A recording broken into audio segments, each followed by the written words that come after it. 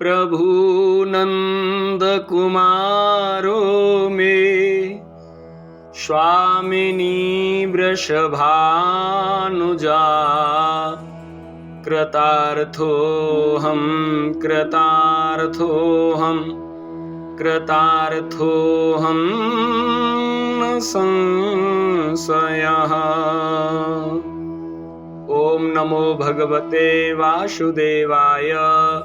चतुर्थ स्कंदः पंचदशोऽध्यायः। मैत्रेय उवाच अथ तस्य पुनर्विप्रैरपुत्रस्य महीपतेः बाहुभ्यां मध्यमानाभ्यां मिथुनं समपद्यत।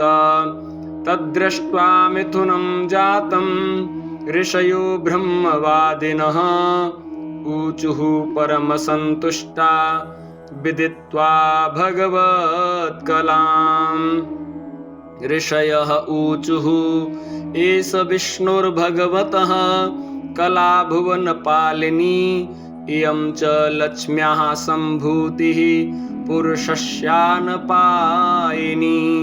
अयं तु प्रथमो राज्ञां पुमान् प्रथयिता यशः पृथुर्नाम महाराजो भविष्यति पृथुस्रवः। इयं च सुदती देवी गुणभूषणभूषणा अर्चिर्नाम वरारोहा पृथुमेवावरुन्धति। एष साक्षात् हरेरंशो जातो लोकरिरक्षया इयं च तत्परा हि श्रीरनुजज्ञेन पायिनी। मैत्रेय उवाच प्रशंसन्ति स्म तं विप्रा गन्धर्वप्रवरा जगुः मुमुचुः सुमनोधारः सिद्धा नृत्यन्ति स्वः स्त्रियः।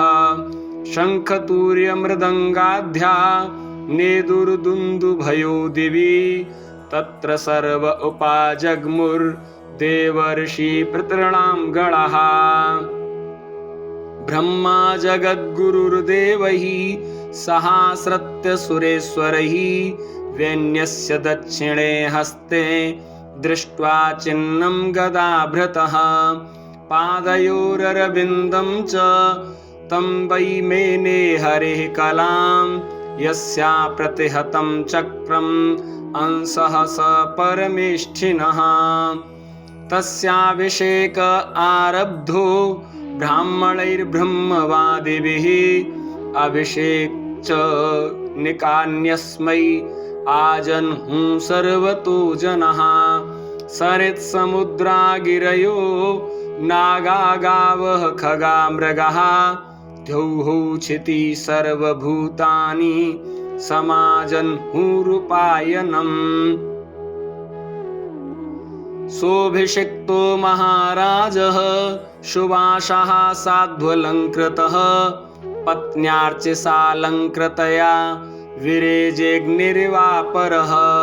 तस्मै जहार धनदो हेमं वीरवरासनं वरुणः सलिलस्त्रावम् आतपत्रं शशिप्रभम्। वायुश्च वालव्यजने धर्मः कीर्तिमयीं सस्रजम् इन्द्रः किरीटमुत्कृष्टं दण्डं संयमनं यमः। ब्रह्मा ब्रह्ममयं वरम भारतीहारमुत्तमं हरिः सुदर्शनं चक्रं तत्पत्न्यव्यवहतां स्त्रियम्। दशचन्द्रमसिं रुद्रः शतचन्द्रं तथाम्बिका सोमो मृतमयानस्वास्त्वष्टारूपाश्रयं रथम् अग्निराजगवं चापं सूर्यो रश्मिमया निसून् भूः पादुके योगमय्यौ द्यौः पुष्पावले मन्वहम्।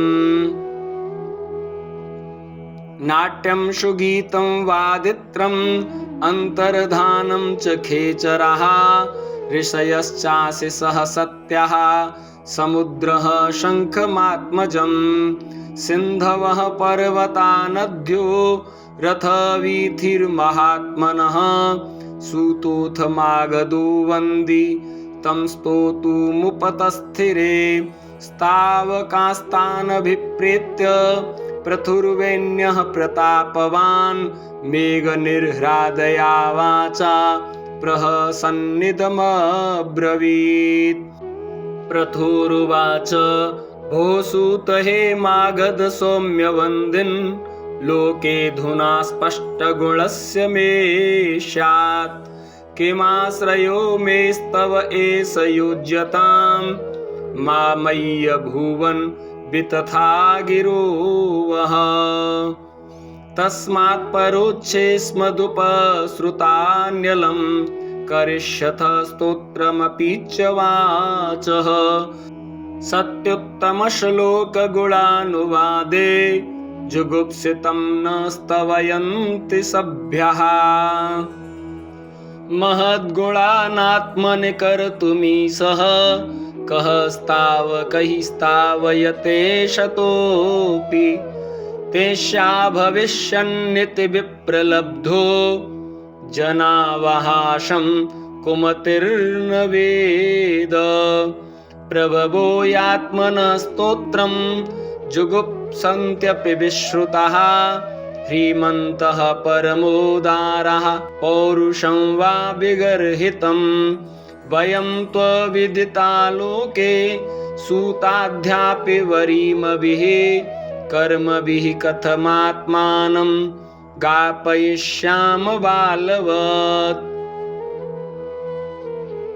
इति जय जय श्रीमद्भागवते महापुराणे पारमहंस्यां संहितायां चतुर्थे स्कन्धे पृथुचरिते पञ्चदशोत्सवः श्रीकृष्णार्पणम् अस्तु।